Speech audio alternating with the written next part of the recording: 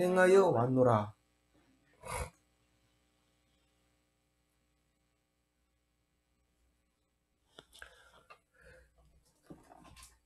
갈라디아서 2장 1절에서 10절. 14년 후에 내가 바나바와 함께 디도를 데리고 다시 예루살렘에 올라갔나니.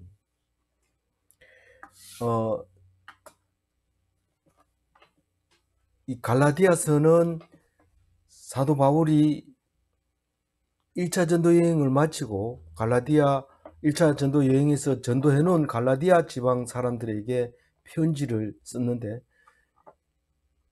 사도 바울이 쓴 서신서 13권 중에 제일 먼저 쓴 거다, 이렇게 얘기를 하고 있는데, 이 제일 먼저 쓴 이 갈라디아서가 그렇게 중요하다 이 말입니다. 왜냐하면 무슨 편지든지 무슨 동영상이든지 앞에 것만 조금 들어보면 뒤에 거는 안 들리죠. 책도 마찬가지고, 책 사놓고 그 두꺼운 책을 앞에만 조금 보고 다 읽었다 이렇게 얘기하고, 앞에만 좀 듣고 다 들었다 이럽니다. 왜냐하면 끝까지 들을 수가 없어요. 집중력이 떨어져서.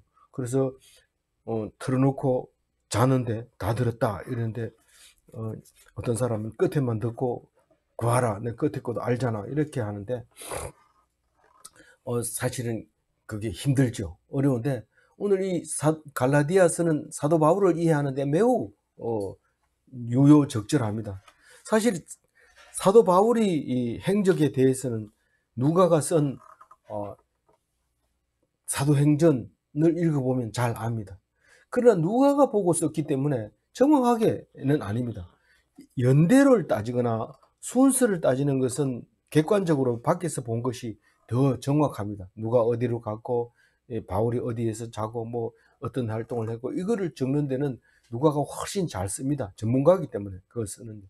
그런데 자기 속에서 바울이 한 일에 대해서는 사실 바울밖에 모릅니다. 오늘 예루살렘 회의에서 무슨 일이 있었는지 누가는 모릅니다. 얘기 듣고 적고 갔다 온 날짜 적고 이래가지고 사도행전을 적었기 때문에 예루살렘 회의에서 어떤 일이, 결과는 알지만 어떤 마음으로 가서 왜 그런 결론을 내렸는지에 대해서는 이 바울의 얘기를 듣지 않으면 안 되는데, 그게 오늘 그 갈라디아서에서 정확하게 얘기하고, 뒤에서 다른 데서는 뭐 다른 거 얘기하기 바쁘기 때문에 이 예루살렘 회의에 대해서 집중적으로 얘기를 하고 있습니다. 물론 이게 이제 오늘 다 못하고 내일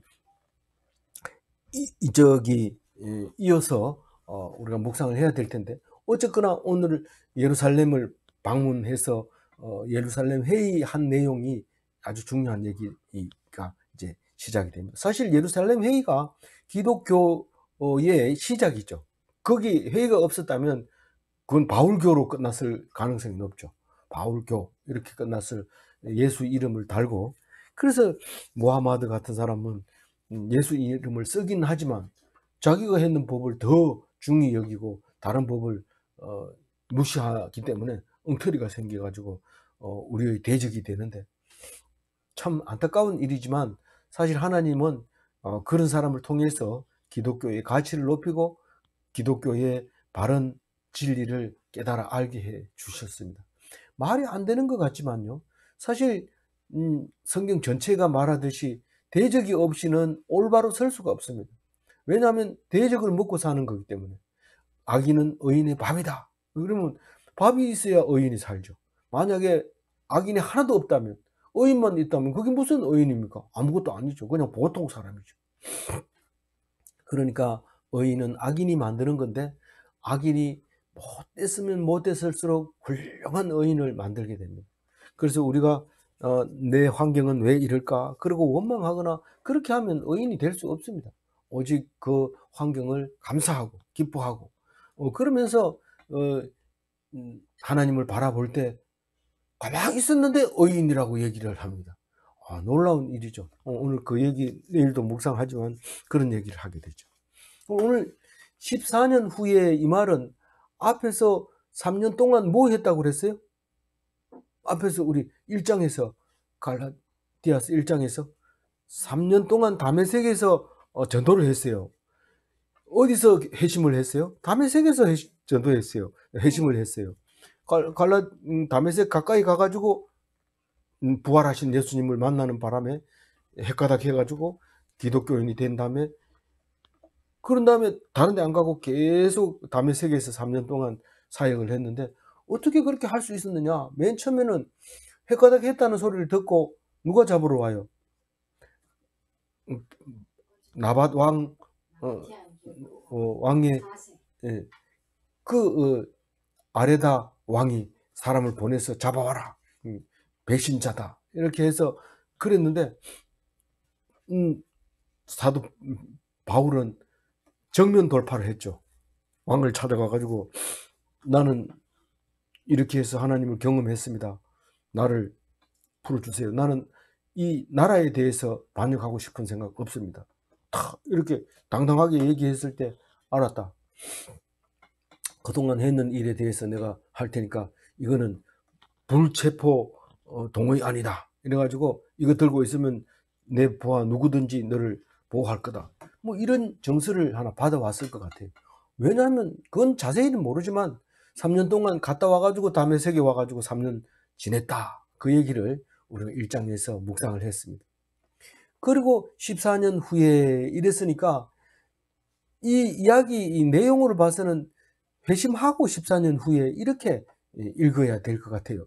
그러면 회심하고 14년이 어떻게 됐느냐 하는 얘기를 들어보면 지금 언제 얘기하고 있냐면 1차 전도 여행을 끝나고 와가지고 예루살렘에 와가지고 예루살렘 회의 끝나고 나서 쓴 거예요. 이게 예루살렘 회의를 끝내고 이 얘기를 쓴 거예요.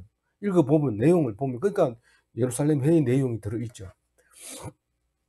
그러니까 14년 후에 내가 바나바와 함께 디도를 데리고 다시 예루살렘에 올라갔더니 이 말은 지금 예루살렘 회의하러 올라갔다고 보면 돼요. 왜냐하면 사도행전 15장 2절하고 매우 유사하게 만들어져 있기 때문에 그래요.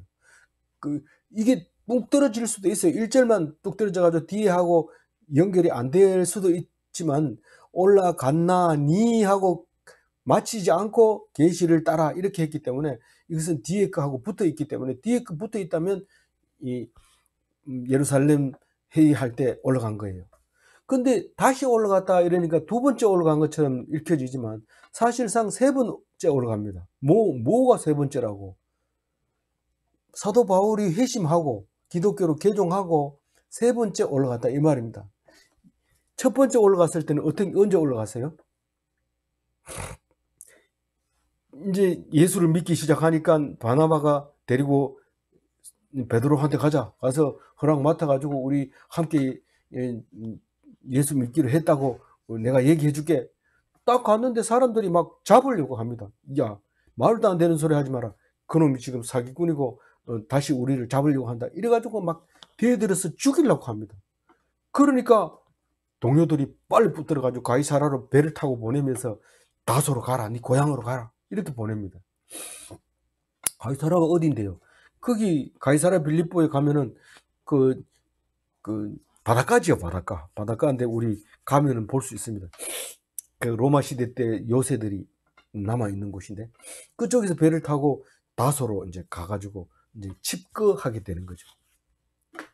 몇 년 칩거했나 그거는 모르지만은 1차 전도 여행 끝나는 것까지 합해서 그리고 안디옥에서 1년 했는 것까지 합해서 11년 동안 지나가지고 지금 다메섹 3년까지 합해서 14년 돼서 이제 올라온 겁니다. 그럼 두 번째 언제 예루살렘에 올라갔느냐? 그 안디옥에서 1년 동안 사역을 합니다. 다소에 갔다가 초빙을 받아가지고 안디옥에 와서 1년 동안 사역하다가 이제 정식으로 가자. 그래가지고 갔는데 사실은 정식으로 간 게 아니라 헌금을 들고 갑니다. 헌금을 들고 가. 이제 흉년이 된다 그러더니 흉년이 예언이 맞아 떨어져 가지고 이제 흉년이 들었는데 헌금을 들고 예루살렘에 갖다 줍니다. 그럼 어제 갔더니 15일을 함께 있었는데 누구밖에 못 봤다고요? 야고보밖에 못 봤다. 이럴 때가 첫 번째 갔다고 볼 수 있는 거죠. 첫 번째 갔는 거고 두 번째 갔는 거는 이제 몇 년 뒤에 갔다고요? 첫 번째 갔는 거하고 이걸 두 번째로 아까 다소로 가라 한 걸 첫 번째로 보고 이걸 두 번째로 봐야 14년 후가 세 번째로. 이게 14년 이거라는 게 뭐예요? 1절이 지금 예. 이게 14년 후에 데리고 다시 올라갔나니 이랬잖아요. 예, 뭐 이게 당신 세 번째라고. 세 번째라고요. 이게 14년 후에. 이게 세 번째라고 하면 예, 잘 들어보세요. 그래서 그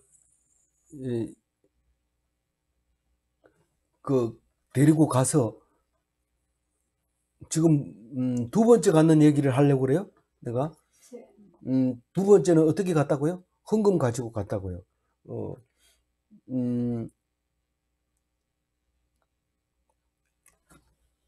부조를 가지고 2차 방문을 했어요. 그리고 나서 이제 다소에서 1년 동안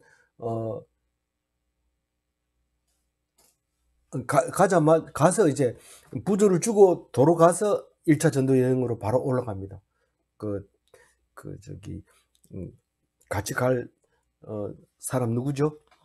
바나바와 그 마가하고 같이 내려갔다가 안디옥에서 갔다 와라 이래가지고 이제 전도 여행을 다녀가지고 오게 되고 이제 14년이 돼서 바나바와 디도를 데리고 갔는데, 누가가 쓴 것은 이렇게 적어놨어요. 누가복음 요 12절 15장 사도행전 15장 2절 같이 읽어봅니다.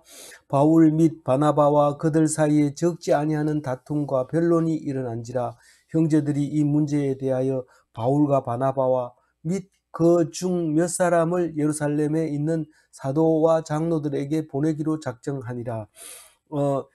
안디옥에서 이제 안디옥이 사실은 전도 본부죠. 선교사 보내는 파송 본부가 된 거죠. 안디옥 교회가.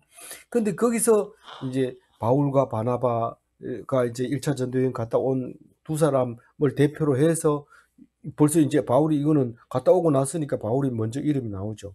그래서 이 바나바를 데리고 몇 명을 데리고 갔는데 누가는 디도를 생각 안 하고 그냥 그중 몇 사람을 대동했다 그렇게 얘기할 때 그게 디도라는 거죠. 그래서 올라갈 때 갔나니 할 때 2절부터는 이제 예루살렘에 올라간 이유와 올라가서 한 일에 대해서 나오고요. 여기서 디도는 다시 한번 보게 되면은 디도는 헬라 사람이래, 그리스 사람이래. 그런데 바울이 전도를 했는 것 같아요. 안디옥에서. 그리고 결국은 대표로 붙들려 올라가는 걸로 보면 신학자들은 안디옥 교회의 당회장이었을 거다 이렇게 생각하면서 이 디도를 참 아들이라고 바울이 부르죠. 디모데도 자기 아들이라고 하면서 이 디도에게도 디도서를 쓰면서 참 아들이라고 말합니다. 그래서 옥중에 쓴 디도서의 수신자가 디도죠. 그래서 바울 여행하는 도중에, 그러니까 2차, 3차 여행 중에 디도 이름이 나와요. 그래서 디도를 기다리고 뭐 이런 얘기가 나오는데 그 중요한 여행의 동역자였던 것이다 이렇게 말할 수 있는 거죠. 그래서 이번 여행이 3차 여행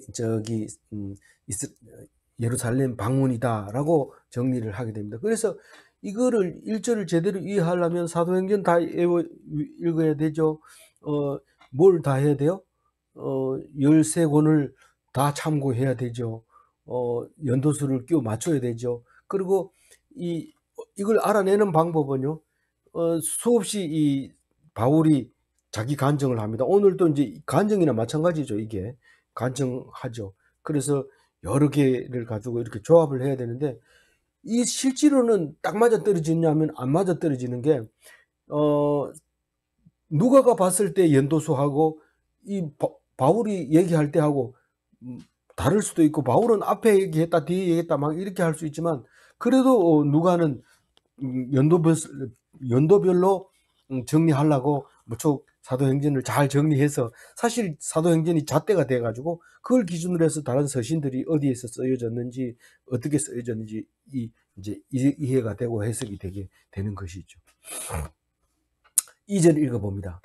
계시를 따라 올라가 내가 이방 가운데에서 전파하는 복음을 그들에게 제시하되 유력한 자들에게 사사로이 한 것은 내가 다름질하는 것이나 다름질한 것이 헛되지 않게 하려 함이라. 이 갈라디아서를 쓰면서 한번 쓰고 그냥 바로 보내는 것이일 거라고 우리는 상상하기가 쉽습니다. 그러나 사실은 굉장히 다듬어져 있고 오랜 사람들의 손에 의해서 정리된 말씀이기 때문에 내가 이해가 안 가더라도 말씀을 기준으로 해서 이해를 해야 됩니다. 내 멋대로 생각한다든가 잘못됐겠지 이렇게 생각해서는 안 됩니다. 아주 성경은 그렇게 하기가 쉽게 되어 있는데 그렇게 하면 안 되는데 오늘 이것을 읽어보면 이런 거죠. 계시를 따라 이러면 계시가 뭡니까? 이게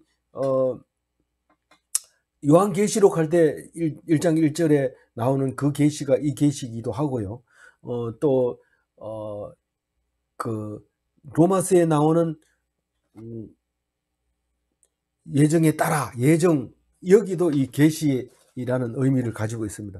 그러니까 정확하게 얘기하면 확정된 사실을 믿게 하신 이런 뜻입니다. 계시가 확정된 사실을 믿게 하신, 그러니까 감추어져 있던 것이 나타난 이런 의미를 가지고 있습니다. 그거를 모르고 그냥 계시라고 하면은 그냥 꿈꾸는 거를 얘기할 수 있는데 성경에 나와 있는 계시는 꿈을 꿨더라도 그 사실이 확인돼야 돼요. 그래야 그게 계시가 되는 건데, 그러니까 예수님이 나는 하나님의 아들로 보냈다 이렇게 얘기할 때 어떻게 아냐, 계시로 안다 이랬을 때 성경 말씀이 딱 맞아 떨어져야 그게 되는 거지. 그런 얘기 전혀 없고 자기 혼자 얘기하는 건 그건 계시가 아니죠. 그건 우리는 오해하고 있는 부분이 바로 그런 부분인데 그거는 오해입니다. 그래서 계시를 따라서 어디로 올라가세요? 예루살렘으로 올라간 거예요. 내가 이방 가운데서 전파하는 복음, 이방이 어디입니까? 소아시아를 갔다 와가지고 이렇게 말하고 있는 거예요. 그래서 전파한 복음은 바울 복음이죠. 바울이 전한 복음이죠. 그들에게 제시하되, 그들이 누굽니까? 그 뒤에 나와 있는 유력한 자들입니다. 그 유력한 자들이 누굽니까? 베드로, 야고보, 요한, 또 그런 사람들이죠. 기득권이 있는 사람, 유력한 자들. 사사로이 한 것은 개인별로 만나가지고 사실 내가 이렇게 됐지 않느냐. 사실 사사로이 이런 말을 하면은요, 하바루타 이렇게 생각하면 돼요. 우리가 회의한다 그러면 다수결로 하는 게 회의입니다. 손 들어보세요. 우리 마띠아 뽑으려 하는데 마띠아가 낫습니까? 요셉이 낫습니까? 이렇게 했을 때 5대 6 마띠아 됐어 이렇게 하는, 그거는 회의고요. 여기서 사사로이 만나서 이야기한 것은 사실 이런 거 아니냐, 말씀이 이런 거 아니냐. 니케아에서 회의를 할 때 오랫동안 회의를 해가지고 결정이 되면은 그 결정하는 것처럼 우리가 그렇게 여러 번 이야기를 나누는 것이 사사로이 한 것, 이렇게 이게 사사로이라는 것은 사실 정확하게 우리말 표현에는 자기를 아는 자들에게 가서 이야기하는 걸 사사로이라고 얘기합니다. 공개적인 게 아닙니다. 그래서 그 사람들에게 제시를 하는 것, 야고보 이제 이런 사람들한테. 그런데 다름질은 뭡니까? 다름질. 자기가 소아시아에서 열심히 뛰어다니면서 복음을 전한 그걸 말한 거죠. 그 바울 복음이 헛되지 않게 하려 합니다. 그런 얘기를 하고 있습니다. 3절 읽어볼까요? 그러나 나와 함께 있는 헬라인 기도까지도 억지로 할례를 받게 하지 아니하였으니. 이제 본격적으로 이제 얘기를 하려고 하는 거죠. 헛되게 될 가능성이 있어요. 자기가 복음 전해놓은 게 열심히 맞아 죽었는 줄 알고 했는데 살아가지고 돌아올 정도로 그렇게 열심히 뛰었는데 그게 헛공산이 될 수 있어요. 복음 전하는 게. 왜냐하면 뒤에 따라가면서 유대인들이 나 예수 믿는다 이러면서 가가지고 자세히 들어보고 야, 하나님 믿는 사람이 그러면 안 돼 이러고 막 율법을 갖다가 강요를 하니까 그걸 위해서 그 헛것이 될 것 같아 가지고 이제 이 편지를 쓰는데, 이 편지가 아니라 이거는 지금 이제 이야기를 쓰고 있는 거죠. 나와 함께 있는 헬라인 디도는 할례를 안 했어요. 이건 유대인이 아닙니다, 디도가. 그래가지고 억지로 지가 하겠다 모르니까 뭐 하려고 하지도 않고 가치를 모르니까 그렇게 해서 결국은 디도는 할례를 안 받았다 이 얘기를 합니다. 근데 사실은 바울 입장에서 권하지도 않았다는 거죠. 왜냐하면 기독인이 율법으로부터 자유하게 하는 것을 보여주기 위해서 뭐 하나님 믿으면 안식일도 지켜야지 이러려고 당연히 그 기독교로 개종했다 하면서 그 사람들은 그렇게 했던 게 분명합니다. 그래서 그게 허탕이 돼. 자유하게 하려고 말씀을 전했는데 그만 따라오니까 그런 거예요. 그래서 유대인에게는 할례를 행해요. 누구를 할례를 행합니까? 저기 누구죠? 저 아들이라고 부른 사람? 디모데는 이제 합니다. 사도행전 16장 3절을 보면 바울이 그를 데리고 떠나고자 할새 그 지역에 있는 유대인으로 말미암아 그를 데려다가 할례를 행하니 이는 그 사람이 그의 아버지는 헬라인인 줄 다 알미르라.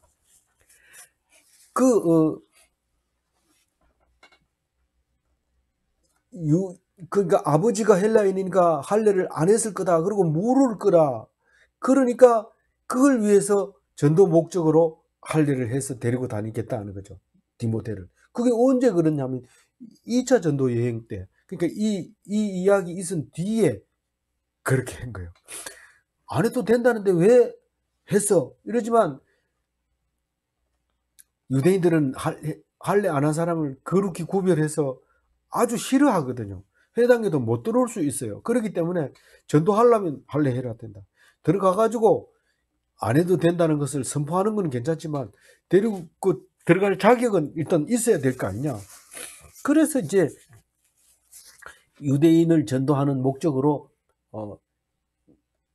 할례를 한 거고, 오늘 오히려 이 사람은 디도는 할례를 안 하고 그리스도인은 율법에서부터 자유하다는 것을 말하려고 한 거죠. 4절 읽어봅니다. 이는 가만히 들어온 거짓 형제들 때문이라. 그들이 가만히 들어온 것은 그리스도 예수 안에서 우리가 가진 자유를 엿보고 우리를 종으로 삼고자 함이로다. 로되 예수님이 안식일의 주인은 나다. 우리는 예수님 하는 대로 그대로 따라해도 부족하지만은 그래도 되는 거예요. 나처럼 해라. 이걸 했기 때문에. 그래서 가만히 들어온 거짓 형제들이 뭐냐 하면은 비기독 율법주의의 유대인. 그게 기독교인이 아니면은 여기 못 들어오라 하죠. 같은 유대인이라도 니 예수 믿나 이러면 믿는다 해야 들어오죠. 근데 들어놓고는 자꾸 율법을 따지는 거예요. 이때만 그런 게 아니죠. 지금도 그렇죠. 지금도 그래요. 주일날 가게 가면 혼나는 옛날, 요즘은 그런 장면들 없지만 교인들 어린이들을 막 가게 못 들어가게 하고 막 서서 지키고 막 율법적으로 그렇게 하는데, 그것뿐만 아니고 다른 것도 마찬가지죠. 11조 안 하면 저주하고 막 이렇게 하는 그런 것들은 다 가만히 들어온 율법주의를 말하고 거짓 형제들을 얘기하는 거죠. 왜 거짓 형제들이 자꾸 믿기 싫으면 안 들어오면 되지 왜 여기 들어와서 그러냐 이러면 그 율법 지키는 걸 얼마나 자랑스럽게 여기고 예배 안 빠지는 건 얼마나 자랑스럽게 여기고 지각 안 하는 것을 더 자랑스럽게 여기고 그렇게 하는 것을 우리가 볼 수 있는데 그게 결국은 자유하지 못한 거죠. 그래서 그걸 보고 자꾸 율법을 지키게 하려고 하는 건데 우리를 종으로 삼고자 함이로되 자기 부하로 삼으려고 그런 게 아니라 지켜야 된다. 그래서 우리를 율법의 종으로 만들려고 했다고 그렇게 말하고 있는데 바울이 이렇게 써놔도 다 알아들어요. 이걸 듣는 사람. 5절 읽어봅니다. 그들에게 우리가 한시도 복종하지 아니하였으니 이는 복음의 진리가 항상 너희 가운데 있게 하려 함이라. 진리라는 말을 나오잖아요. 복음의 진리. 진리가 너희를 자유케 하리라. 요한복음 8장 32절 예수님이 말씀하시죠. 진리를 알지니 진리가 너희를 자유케 하리라. 그런데 그 자유롭게 하는 진리에 대하여 절대로 그래 맞다. 우린 유대인이니까 그건 지켜야지. 아무리 예수님이 안식일의 주인은 나다 이렇게 얘기했지만 그럼에도 불구하고 우리는 안식일을 지켜야 안 되겠나? 사실 신약 시대 때는 그거 안 지키면 혼납니다. 담배 피우도 안 되고 주일 안 지켜도 안 되고 술 먹어도 안 되고 이런 율법이 있었지만은 그게 더 중요한 게 아니라 하나님의 사랑을 하나님의 임재를 느끼는 게 더 중요하기 때문에 사실 그거 안 하고 나쁜 짓을 하는 것보다는 하나님 마음을 더 돌아서야 된다. 그러니까 그 보기가 어떻든지 간에 확실하게 마음이 하나님 앞에 있어야 그게 하나님이 네 마음속에 있다는 것이라는 거죠. 그래서 한시도 복종하지 아니하였으니 이 말은 진리에 대해서는 양보하지 않았다는 거죠. 예수님이 가르쳐도 그것은 맞는 것 같아요. 유대인이 하는 말은 이런 식으로 안 했다는 거죠. 6절 읽어볼게요. 시작.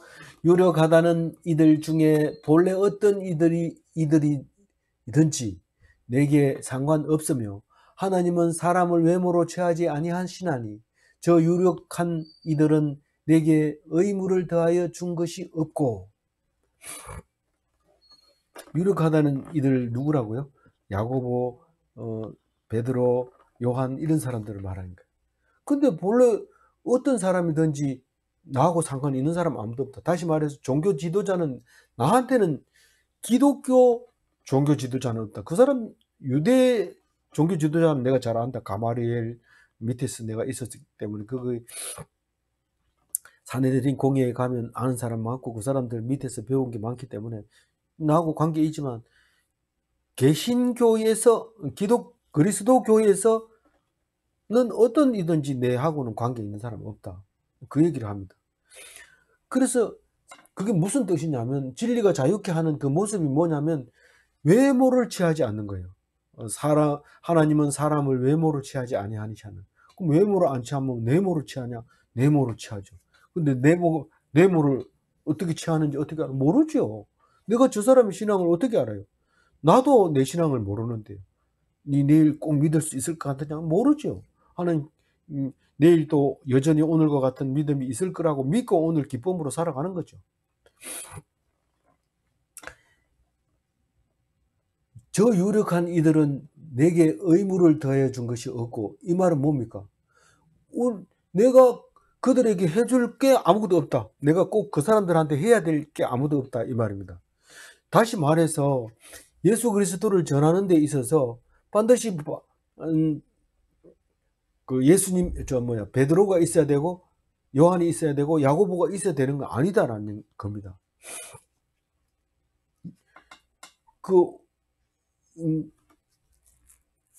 무슨 말인지 알겠죠? 네. 의무를 다해 준 거 없다. 나는 거기에 이제 그거 한 거 해야 갚아줘야 될 무슨 그런 게 없다. 우리가 교회를 하나 개척을 이렇게 하면 큰 교회에서 작은 교회를 개척해주면 맨 처음에 이제 뭐 의자도 사주고 강대상도 사주고 큰 교회에서 사주면서 우리가 했다. 그리고 너희들이 그 어려우면 우리한테 부탁해라. 우리가 기도해줄게. 그리고 큰일이 있으면 도와줄게. 뭐 이런 식으로 옛날에 많이 했습니다. 그럴 때는 본교회, 지교회 이래가지고 맨날 이제 상납금도 있고 있습니다.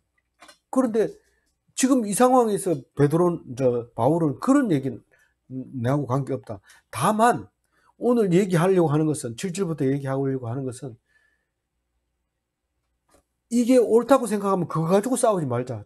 종교 분파 만들지 말자는 거죠. 그러니까 우리가 선교사들이 한국에 전도하러 올 때 모여가지고 회의를 한 거예요. 전도사들 회의, 선교사들 회의. 지금 이게 그런 뜻이나 마찬가지예요. 모여가지고 큰 교회, 제일 먼저 지은 교회, 제일 교회에 모여가지고, 야, 이쪽에 경상도하고 저기 북쪽에 강원도 쪽은 감리교가 들어오고, 이 충청도까지 그 감리교가 들어오고, 이쪽에 남쪽에 경상남도 남쪽 이쪽은 장로교가 들어오도록 하자. 이렇게 하는 회의하고 같은 거예요. 이게 뭐 서로 뭐 관계는 없지만 우리는 이렇게 합의해가지고 이렇게 전도하는 게 옳다 이렇게 생각하고 만드는 건데, 오늘 회의가 그 얘기, 예루살렘 회의가 그런 얘기입니다. 어떻게 하는 것까지가 기독교고 어떻게 하는 것까지가 유대교냐, 이제 그걸 한계를 정하는데 오늘 정하죠. 근데 우리가 그 개신교가 탄생할 때 뭐 칠성례인가 성례가 있지만 그거는 다 필요 없고, 세례하고 그다음에 뭡니까? 세례하고 뭐에 성찬하고 징 저기 권징하고 이 세 개는 하겠다 이랬는데, 권징은 거의 사라져 버리고, 세례하고 이제 뭐가 남았어요? 성찬이 그 칠성례 중에 가톨릭이 하는 것 중에서 그 두 개만 우리가 지금 진행하고 이행하고 있는 거죠. 그런 식으로 이제 정해가지고 이제 종교가 탄생하는데, 이제 그리스도교가 이제 탄생하는 순간이죠. 7절 읽어봅니다. 도리어 그들은 내가 무할례자에게 복음 전함을 맡은 것이 베드로가 할례자에게 맡은 것과 같은 것을 보았고, 사실은 베드로하고 그 자기하고는 아무 회의도 없이 자기는 그냥 소아시아를 다니면서 그 유대인 아닌 사람들에게 복음을 전했습니다. 그럼 모할레자가 이방인들을 말하는 거죠. 모할레자들에게 이제 전했고, 베드로는 유대인을 찾아다니면서 예수님을 전했다. 그래서 7절과 같이 얘기를 하는 거죠. 그것을 봤다는 거죠. 근데 뭐 베드로는 그럼 뭐 저기 유대인 아닌 사람한테는 뭐 복음을 전하지 않았습니까? 그렇지 않아요. 이 피장 시몬의 집에 있을 때 보자기가 환상을 보잖아요. 보자기에 그 부정한 것이 내가 어떻게 먹습니까? 이러니까 내가 만드는 걸 왜 네가 부정하다고 하느냐 이러면서 그 이방인들도 하나님의 자녀다 이렇게 하는 그것을 깨닫게 되죠. 그래서 오늘 회의도, 예루살렘 회의도 베드로가 결국은 그 얘기를 해서 이게 통과되는 거지, 베드로가 그걸 경험을 못하면 이 얘기를 못하죠.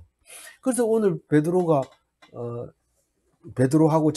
그 사도 바울은 그렇게 생각하는 게 자기 스스로, 나는 비유대인에게 전하고 베드로는 유대인들에게 전하고 이렇게 생각을 하고 있는 거죠. 그래서 8절 읽어봅니다. 베드로에게 역사하사 그를 할례자의 사도로 삼으신 이가 또한 내게 역사하사 나를 이방인 사도로 삼으셨느니라. 7절 얘기해놓고 8절을 확실하게 못 박아버립니다. 나는 이방인에게 전도하고 베드로는 유대인들에게 복음 전하는 것으로 삼았다 이렇게 얘기합니다. 네가 뭔데 정하냐? 우리도 이방인에게 전하고 니도 유대인들에게 복음을 전해야지.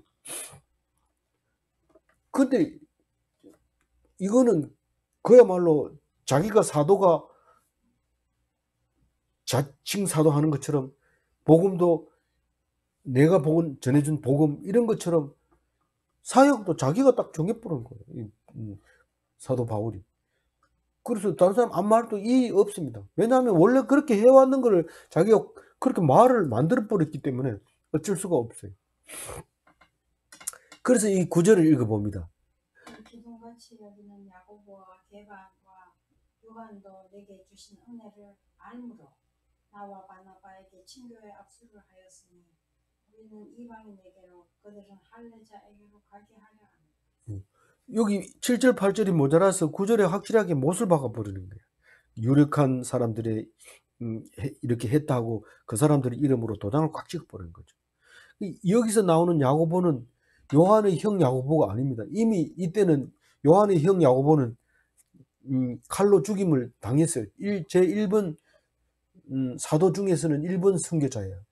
그리고 이름이 안 나오고 대신에 야고보는 예수님의 동생 야고보가 나왔는데 예수님의 동생의 야고보로 나왔는데 마치 이 야고보와 베드로와 요한 이 세 사람이 예수님의 제자 삼총사인 것처럼 보여지잖아요. 근데 그렇게 그게 아니라는 사실을 읽어보면 알게 되죠. 그래서 이 야고보가 기둥같이 여긴다는 것은 당회장이라는 뜻이에요. 그때는 이름이 없으니까 베드로가 전도하러 나가면 야고보는 교회를 지키고 이렇게 했는 거죠. 그래서 뭐 교회 건물이 있었던 것도 아니고 그냥 그 어른이죠, 어른. 그 중에서. 그래서 게바가 베드로죠. 내게 주신 은혜를 알므로 이게 뭐예요? 바울에게 무슨 은혜를 줬어요? 예수 믿는 사람을 핍박하던 사람이 예수 믿는 자로 바꿔줬으니까 얼마나 큰 은혜입니까? 그것도 죽을 지경을 당하면서 복음을 전하는 걸 보면서 그게 살려주는 것을 보면서 은혜 넘치는 걸 보면서 내게 주신 은혜를 알므로 누가 알아요? 이 기둥같이 여기는 야고보와 게바와 요한들이 다 알기 때문에 내하고 바나바하고 같이 1차 전도 여행을 갔는데 야, 너들 참 잘한다. 우리가 하지 못했던 걸 너들 하는구나. 그러면서 친교에 악수를 했다는 게 뭐 지금처럼 악수를 하는 게 아니고 코로나 옮기니까 악수하지 말고 주먹으로 해라 뭐 이런 그런 악수가 아니고 이제 회의가 성립이 된 거예요. 우리는 이제 그리스도 교로 기독교로 이렇게 하는 것만 우리는 하지 않는 것이 좋겠다. 그리고 정한 건데 그거조차도 사실은 자유한 거죠. 그거조차도 자유하지만 그러나 원칙만큼은 율법처럼 해야 된다. 다시 말해서 사도행전에 나와 있지만 뭡니까 내용이 피채 먹으면 안 되고 이방인은 할례 안 해도 되고 뭐 이런 겁니다. 그렇게 하려고 이제 서로 친교에 악수를 했다. 그 얘기를 하게 됩니다. 그러면서 마지막에 10절에 부탁하는 게 있습니다. 같이 마지막 절이니까 읽어봅니다. 다만 우리에게 가난한 자들을 기억하도록 부탁하였으니 이것은 나도 본래부터 힘써 행하여 왔노라. 돈 내놔라 이 말이죠. 돈 내놔라.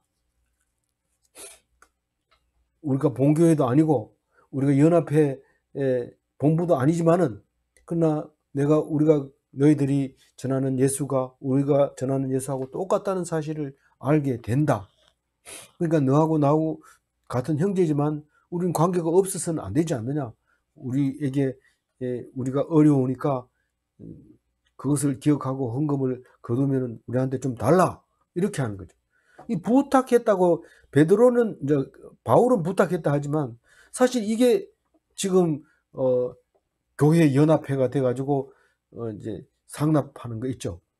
본부에다가 내고 또 회의해가지고 우리 개혁 개정 성경을 볼 거냐 아니면 개혁한 거를 채택할 거냐 뭐 그거 가지고 의논할 때 다 모여가지고 만장일치로 개혁 개정 성경을 사용하는 걸로 우리가 인정한다. 그럼 뭐 개혁한 걸 성경책은 전부 이제 창고에 들어가고 개혁 개정만 갖다 놓고 묵상하고 외우고 그렇게 하잖아요. 그런 연합회가 있었는데 그게 상납하는 걸로 바뀌어 버렸는데 사실은 이스라엘에 있는 사람들은 참 먹고 살기 어렵죠. 사람들이 어제 말씀처럼 15일이 있었는데 여기 딱 한 사람 야고보밖에 못 봤다는 거예요. 게바도 못 봤다는 거예요. 베드로도 못 보고 다 못 봤는데 그러니까 어려웠죠. 흉년이 들었죠. 이러니까 너희들이 이걸 기억하라는 거죠. 그런데 그것은 부탁을 하긴 했지만 난 처음부터 원래부터 힘써서 행해 왔다. 내가 두 번째 올라왔을 때도 헌금 들고 왔다. 그 얘기를 이제 하게 되죠. 그래서 오늘 말씀을 정리합니다. 2절 가지고 2절 제가 읽고 정리하겠습니다. 계시를 따라 올라가 내가 이방 가운데에서 전파하는 복음을 그들에게 제시하되 유력한 자들에게 사사로이 한 것은 내가 다름질하는 것이니 다름질한 것이 헛되지 않게 하려 함이라. 이 세상 사람들은 힘써 일을 해도 결국은 헛된 일만 하게 되는 거예요. 세상 일은 그렇습니다. 다. 그렇지만은 사도 바울처럼 죽을 고비를 몇 번 넘겼는 그것은 결코 하나님이 헛되게 하지 않습니다. 그래서 힘을 다하여 전하는 복음은 많은 사람을 살리는 헛된 일이 아니게 된다. 그 말입니다. 아무쪼록 우리는 말씀 붙잡고 헛되지 않는 데 매진합시다. 아등바등 세상 일 다 헛것을 쫓지 말고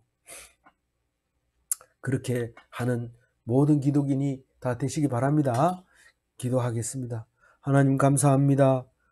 오늘 이 말씀을 통해서 우리에게 주시고자 하는 은혜를 생각할 때에 사도 바울이 기독교를 탄생시키는 예루살렘 회의에서의 모습을 우리에게 말할 때에 누가가 얘기한 것보다 더 자세하게 얘기하고 그 내용을 얘기하는 것을 보면서 우리는 가까이 있는 사람이 마음이 내하고 똑같을 것 같았는데 전혀 다르고 딴 생각을 하고 있다는 사실을 이 성경을 통해서 깨닫게 해주심을 감사합니다.